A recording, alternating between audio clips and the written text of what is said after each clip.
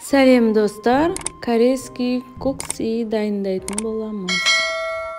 Достар, қайнатылған суды мұздатқышқа қойып қоясыздар. 2 сағаттай мұздай болған соң үстінен қант, соя, помидор, огурцы қосатын боламыз. Бір шөміштен видеоға қарап қоса беріңіздер. Араластырамыз барлығын.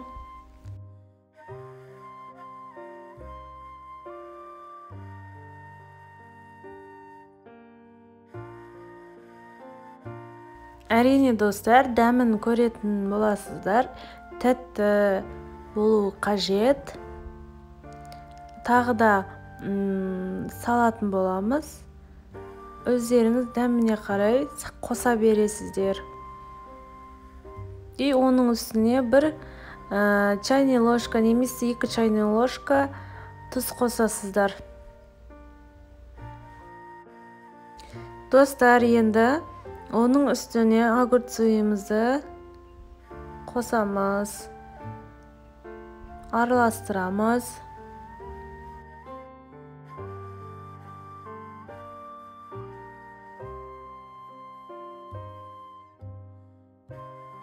Помидорларымызды қосамыз.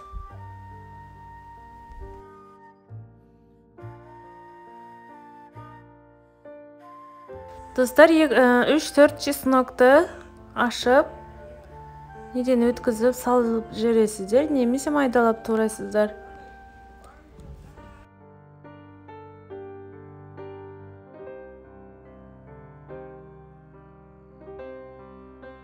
Достар, зелень мен укропты турайтын боламыз. Мына жерде мен қателесіп сельдерейді қосып жіберіппін. Сіздер шатастырмаңыздар.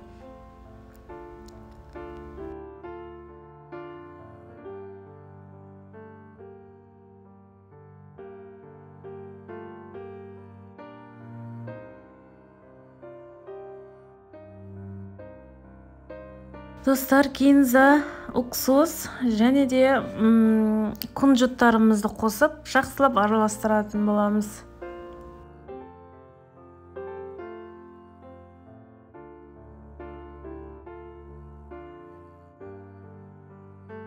Достар, қызыл перец қоссаңыздар болады, қоспасаңыздар да болады, ол маңызды емес.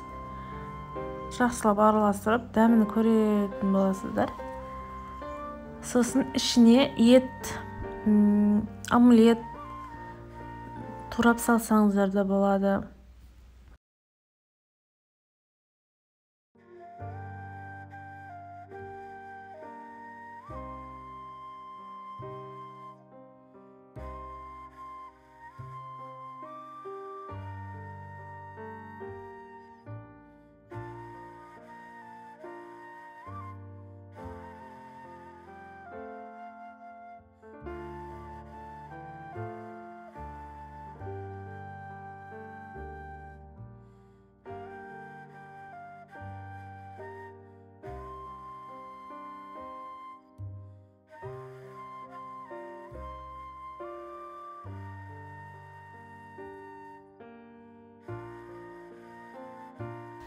Осындай ақ корейский тұз қосасыздар, кішкене мөлшерде.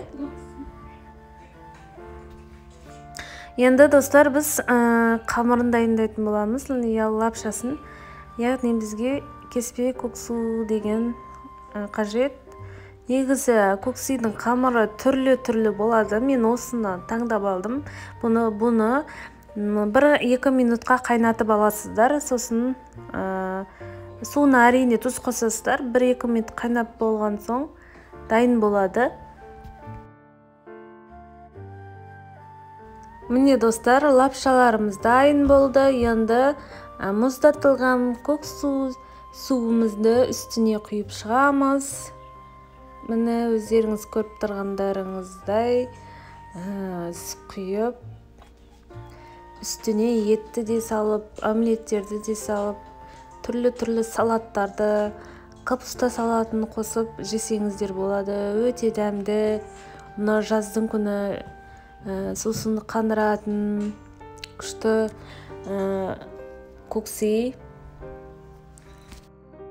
Міне достар, біздің көксейіміз дайын болды, сіздер де жасап көріңіздер.